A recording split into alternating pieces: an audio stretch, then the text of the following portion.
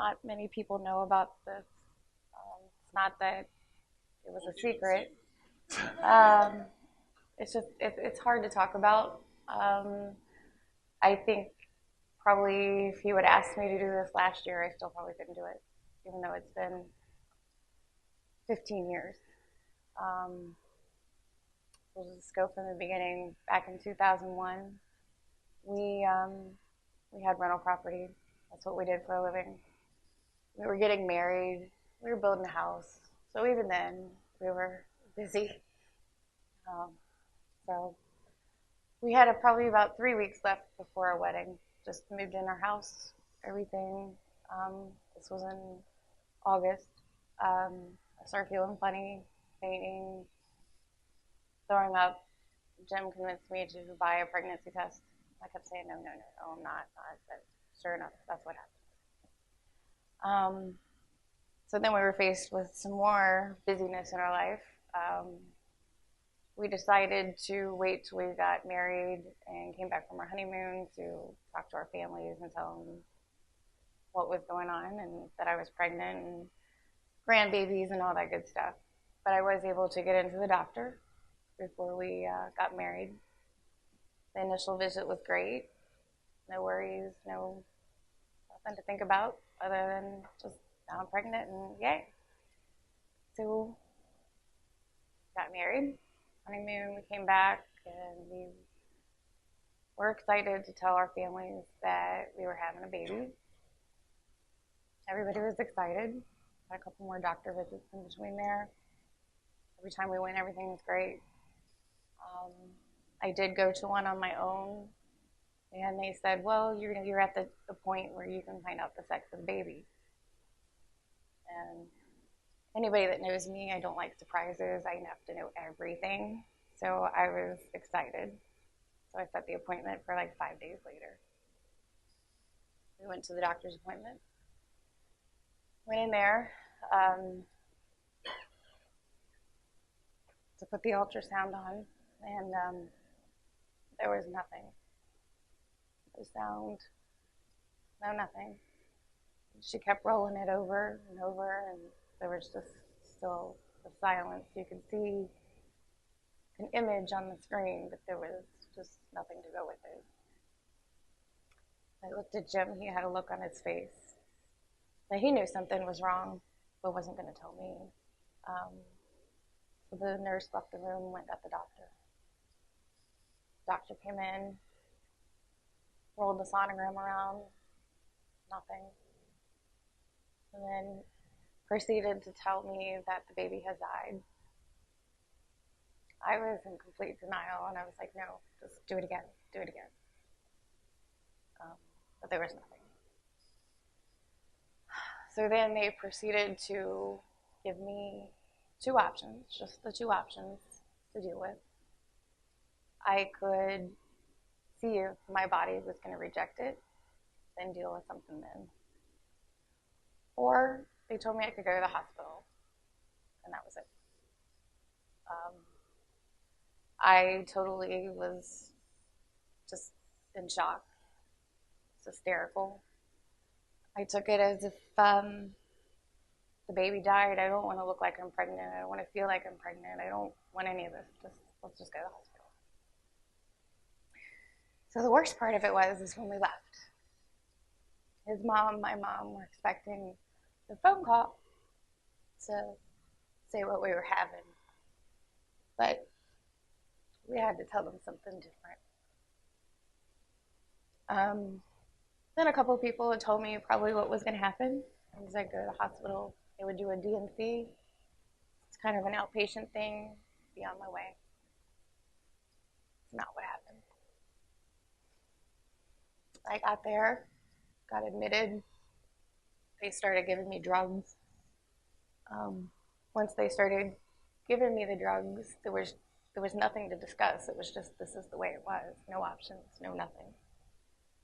I found out that it was drugs to put me in labor, which, by the way, it did not take me a couple hours to get out of there. I was in there for almost 2 days. So once they gave me the drugs for that, started feeling some pain, which they told me were contractions. But in the midst of all this, then they approached me with a whole new set of things. Did I want pictures? Did I want to hold it? I'm sitting there. I can't say no, because then I look like a bad person. So I felt pressured into doing what they asked me to do. A little bit more time went on, and they were checking me. I was laying there like a normal pregnant woman, so I was dilated. They came in and gave me an epidural. And it was finally time where I could push through and deliver this. And as soon as it was over, they gave the fetus, but they kept referring it to as a baby. So it's still playing in my mind that it's still a baby, but I know it's not anymore. They put it on like a pillow type thing with a stuffed animal. It's probably about the size of my hand, and just left me with it. I don't know what to do. I can't say take this away, because then I look like a bad person. And what am I supposed to do with it? So then they asked me about blessing the baby. Jim was still Catholic at the time. His family was there. I didn't know any. Sure, I guess. Again, I felt like if I didn't, it was bad of me not to do it. So we decided that was fine. But they left me with the fetus in the room until the priest got there. So I had nothing to do but just stare at this and just continue to cry and go through everything that I couldn't believe what was happening. They finally got a hold of the priest. He came in and did his thing. And then they talked about doing burial,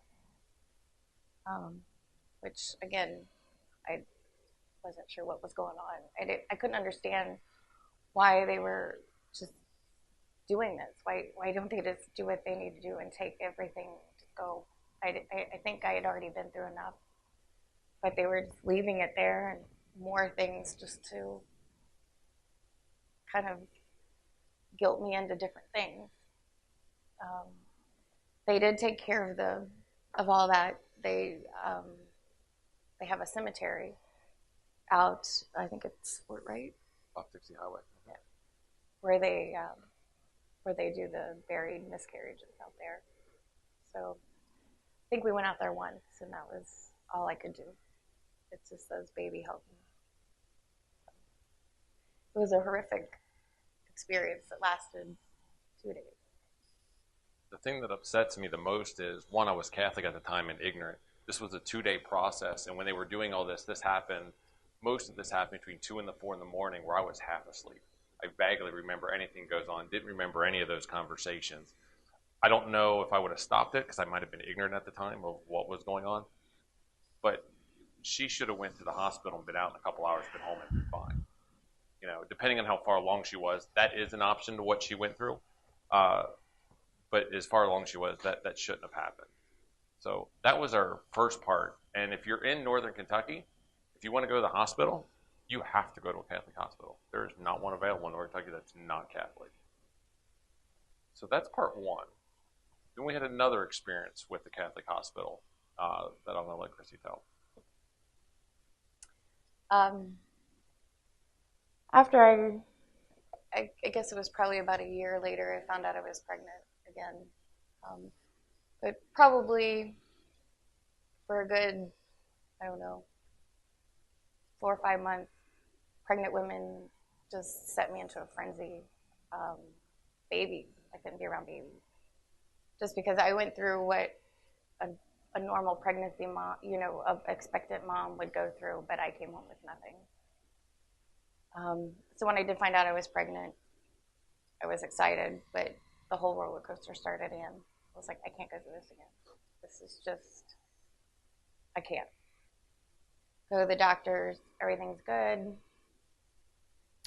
I was so paranoid to go through the scenarios I went through again. With hearing that heartbeat, I bought a personal sonogram so I could check it every single day. But I wasn't going there. But everything ended up going really well. We have Grover to prove for that. The only scary thing about the pregnancy ended up being that I gained over 100 pounds, or as Jim says, another person. But it was a relief when it was over. Once I actually saw him, held him, heard him, I knew that there was no way that that was going to happen again.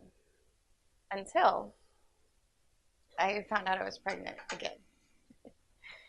And some of you know, maybe not everybody, know that Kelly and Grover share the same birth date 1 year apart. They're both July 9th birthdays. So you can do the math. Again, you know, it was the same feeling again. This time I was actually seeing a different practitioner group in a different hospital than Saney. So it was new doctors, new hospital, new everything. But a little throughout the pregnancy, Jim and I talked that, one, I hated the feeling, even though I was happy to be pregnant, I just hated the feelings that I was feeling again. And two, we decided we didn't want to have any more kids. It was the best thing to do for the family. So we talked about having my tubes tied. And Grover was a very large baby, so he was a C-section. He was just shy of 10 pounds. Kelly wasn't too far behind him. So I already knew I was having another C-section with her. So I had another doctor's appointment. Jim wasn't able to go with me, so I had to go to that one alone. And after it was over, I talked to the doctor about what we decided to do. Since I was having a C-section, it could be done as it happens. They gave me the information, and it was kind of like they saw through what I'd gone through before, even though it was somewhere else. Kind of like preyed on me at the time, if you will, because they made it a point to open up that pamphlet right to the paragraph where it says, if you choose to do this, you obviously know that you'll never be able to have kids on your own again. And if something were to happen to your kids, if one of them dies, some kind of just formality that happens, sickness, whatever, you're taking away the ability to have kids. And I felt like I was a bad person for even thinking of preventing, going against what Jim and I had talked about. But they guilted me into feeling that I was a horrible person if I did this. Because I'm supposed to think of my kids, even though I know really you can't replace them. But it was just the emotions going through my head. So needless to say that I left there in tears. I came home crying, hysterical, and I said I can't do this, and I couldn't do it, even though nothing was wrong with that decision to make. They made me feel like it was wrong, so I couldn't go through with it.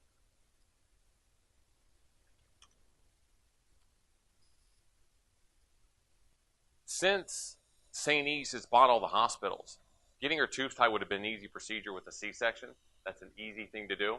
Not so easy now. There's not a hospital in Northern Kentucky that will do this simple procedure now because it's against the Catholic religion. The American Atheist has proposed legislation, and I'm going to read this word for word.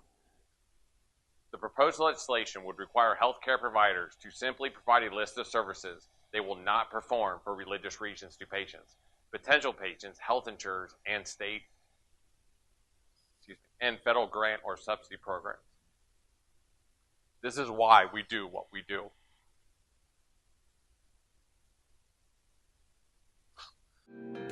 Yes, I understand that my whole life is just a blink of an eye. The history of the earth is with each moment that goes by.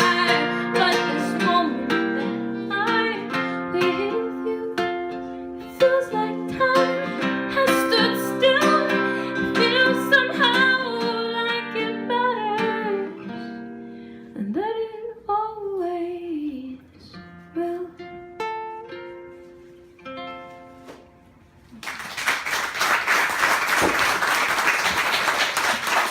Thank you so much.